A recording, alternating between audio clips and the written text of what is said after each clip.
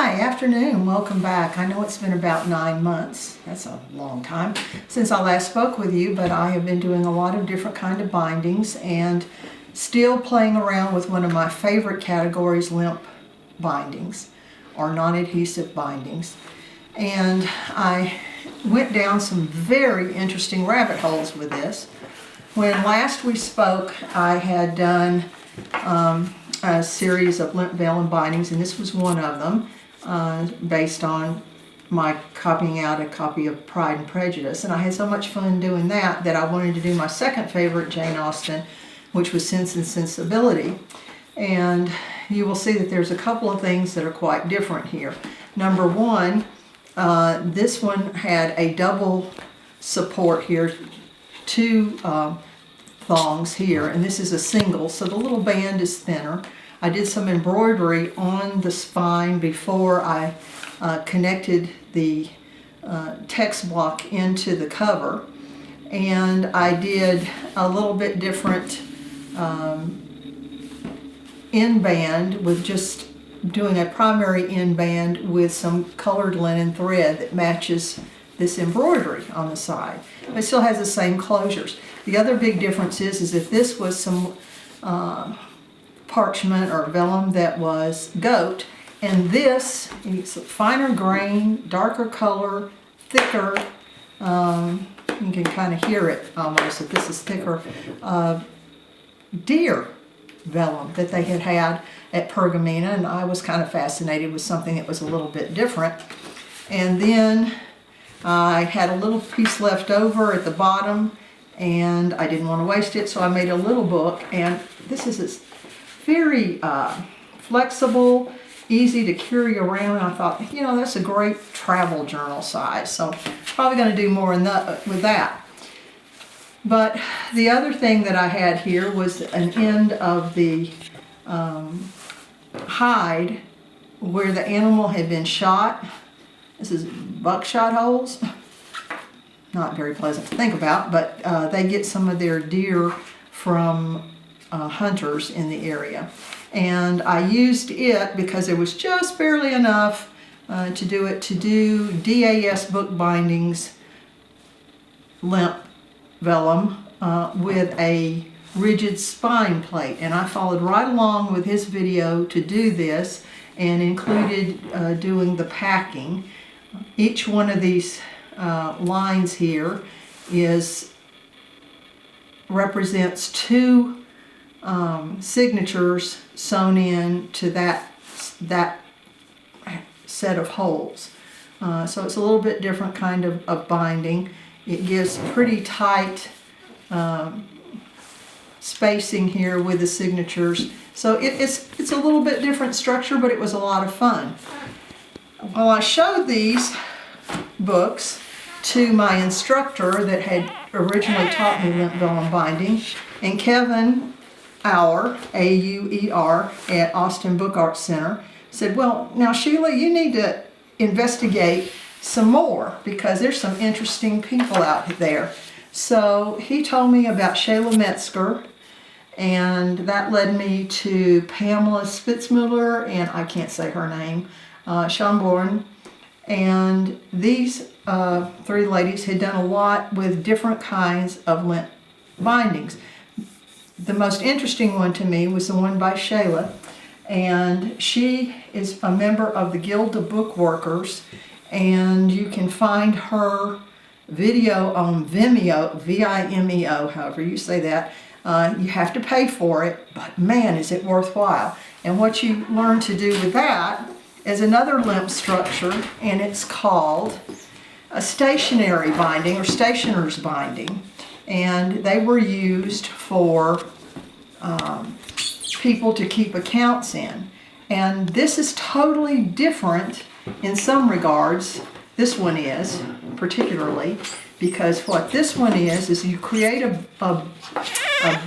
text block that, I'm going to have to undo this, so I'm going to pull it to me, text block, and then just like I guess you could think about it a little bit like a case binding.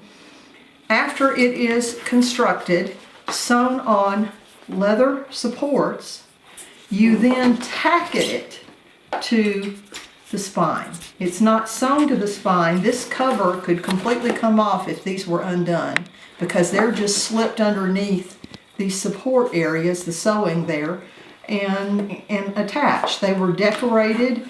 A lot of times this was done with the same white lacing as this. I just wanted to repeat the color over here, and you know, it's design, it's fun stuff to do.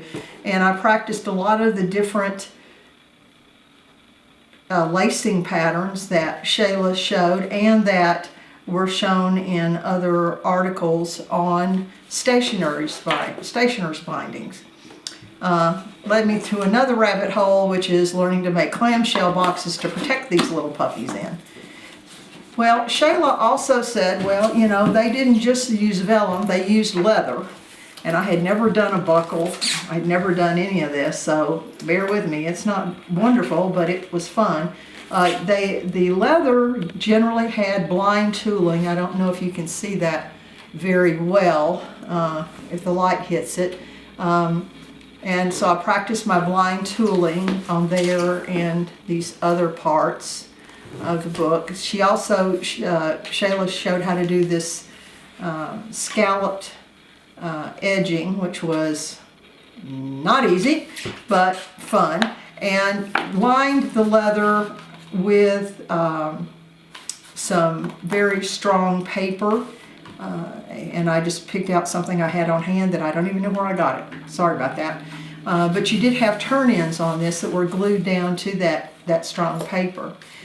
This interesting paper here from a company called Nomad I found out about because medieval book structures fascinate me, and I watch any video that comes out on that. And 4 Keys book binding on YouTube had a structure they were doing, but it was a full leather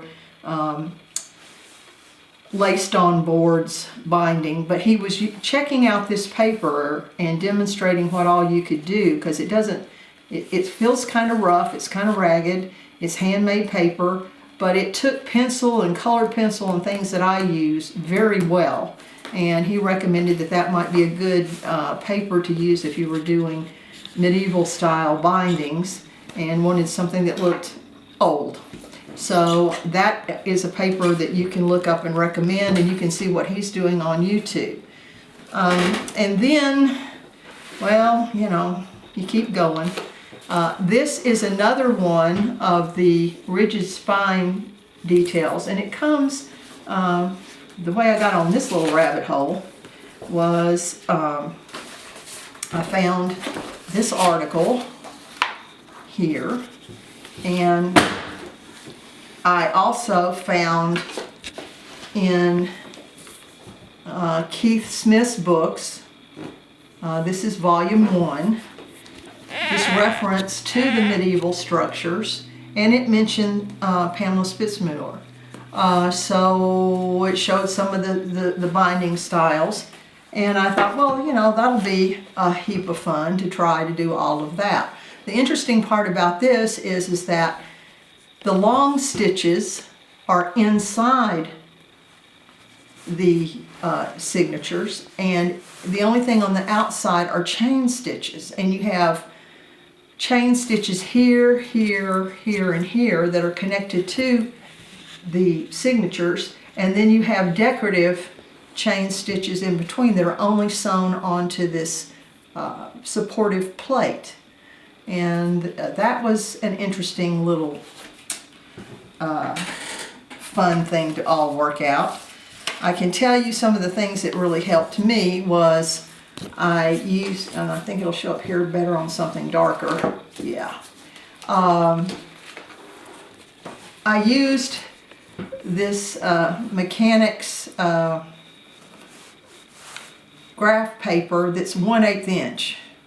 That seemed to work the best for working out different patterns.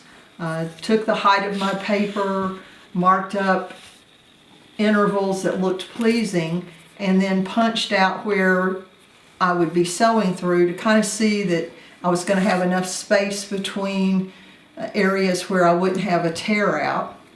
These little stars here are very interesting because they look difficult, but they are not.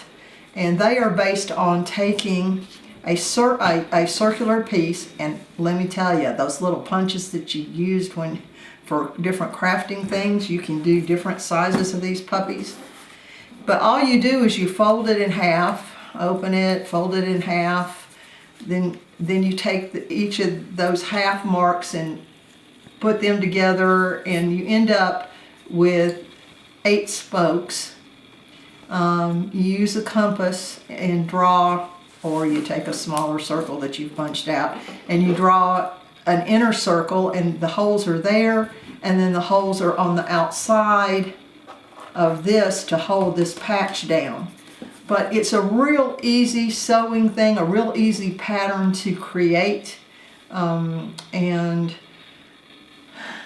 DAS Bookbinding, when he taught his book, which it was a companion to this book, but it was a stationer's binding. He was showing, it's a Spanish star, and he shows exactly how to sew that. So if you need step-by-step instructions, that's where I would go with that. But this has been a really interesting rabbit hole, and if you are interested in any of these things, I would recommend that you join the Guild of Bookworkers and go to their site, because they have all of these articles. You can search by subject, you can search by people, and 2 books that you probably should own if you're interested in medieval binding at all. This is the Holy Grail to me, and then this is a more modern take on a lot of the bindings and how Keith approaches it and developed it for modern bookbinders.